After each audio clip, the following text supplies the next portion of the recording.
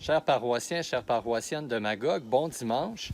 J'ai l'habitude de m'adresser à vous à partir de l'une de nos églises ou encore du presbytère, mais aujourd'hui, en ce premier dimanche du carême, j'ai décidé de le faire à partir de l'extérieur. Et détrompez-vous, ce n'est pas pour répondre à l'invitation des autorités sanitaires de prendre l'air, de bouger pour notre équilibre psychologique et physique. Tous ces motifs-là sont très bons. C'est un très bon conseil à suivre. Mais si je le fais, c'est plutôt inspiré par la parole de Dieu. La parole de Dieu aujourd'hui m'inspire à sortir. Sors, détourne-toi de toi-même. C'est un appel pressant de la parole de Dieu dans chacune de ses pages. Se détourner de soi-même pour se tourner vers les autres, mais surtout vers l'autre avec un grand A.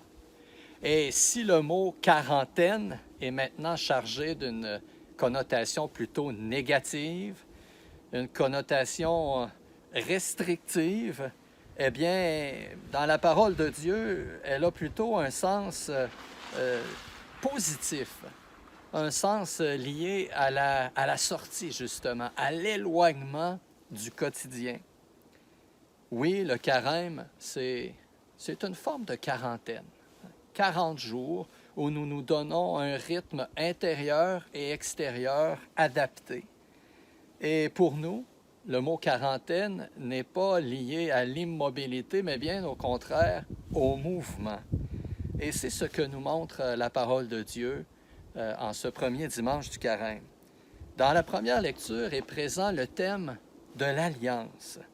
Le thème de l'alliance qui est présenté à travers le récit de Noé, une figure bien connue de l'Ancien Testament, avec qui Dieu veut se donner un nouveau départ. Une alliance, vous savez, c'est le fruit de deux volontés, ou de manière plus poétique, de deux désirs, d'un mouvement intérieur commun. Il n'y a pas d'alliance possible sans ce mouvement intérieur commun, cet élan, j'oserais dire.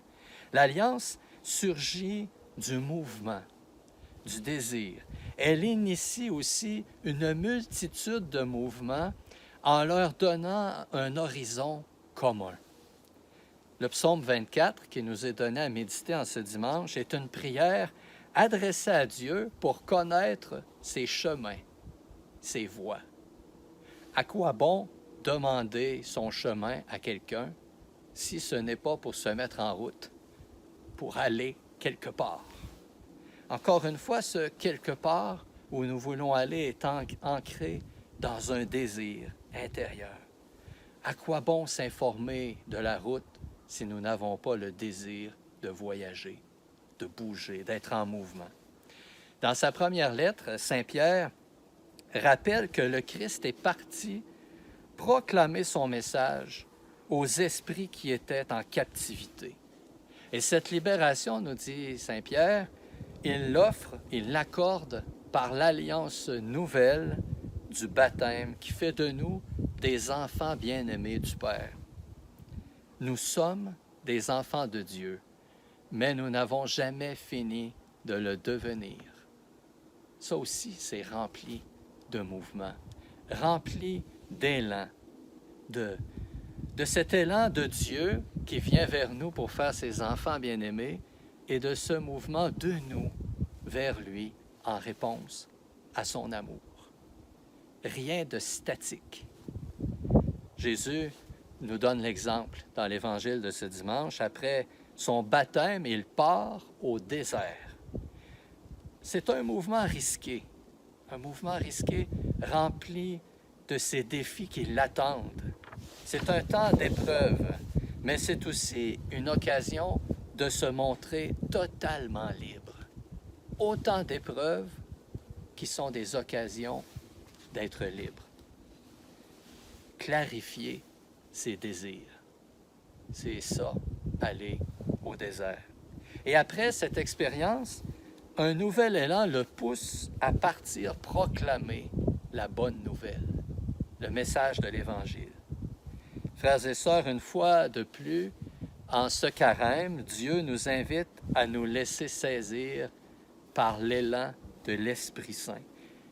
L'Esprit Saint qui est notre motivation à faire un pas intérieur, c'est sûr, mais le premier pas d'une multitude d'autres pas qui manifesteront au monde que nous sommes un peuple en mouvement, un peuple en marche. Vous savez comme moi que pour bouger, c'est plus facile d'être accompagné, de recevoir une invitation, de bouger avec quelqu'un d'autre. Eh bien, c'est précisément ce que l'Esprit Saint fait de l'intérieur. Les moyens ordinaires que nous donne l'Église sont là pour nous aider, encore une fois, en ce carême, à saisir l'élan de l'Esprit. Lui qui peut nous mettre en mouvement, provoquer chez nous le mouvement. Le jeûne, en faisant de l'espace en nous et dans nos vies, nous aide à saisir l'élan fondamental de nos désirs, à clarifier nos désirs, à nous orienter à partir de notre désir le plus profond. Il trace, ce jeûne, un chemin vers l'essentiel. Il crée de l'espace pour l'essentiel. À vous de choisir de quoi vous voulez vous désencombrer, de quoi vous voulez vous alléger. C'est un choix, c'est un mouvement. La prière est aussi un mouvement de l'âme vers Dieu, un mouvement enraciné dans cette conviction qu'il est la réponse à nos désirs les plus fondamentaux. En lui, nous trouvons notre accomplissement. L'aumône est aussi un mouvement vers les autres. Un mouvement vers les autres qu'il nous est possible de faire si nous nous sommes d'abord approchés de Dieu. Parce que c'est là que nous trouvons notre dénominateur commun, cette fraternité nouvelle à laquelle il nous convie. Et cette aumône, bien sûr, elle doit être au bénéfice des plus faibles, des plus démunis. Frères et sœurs, je vous invite à entrer dans le mouvement vivifiant, dans le mouvement jaillissant du cœur de Dieu. Un mouvement de vie qui va trouver son accomplissement à Pâques, certes, mais qui déjà exige de nous que nous nous mettions en marche. Et en vous mettant en marche, vous découvrirez un nouveau point de vue sur votre réalité.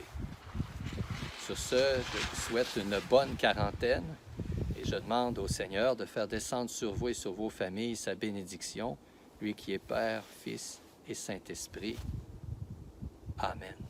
Demeurez dans la paix du Christ et bonne semaine.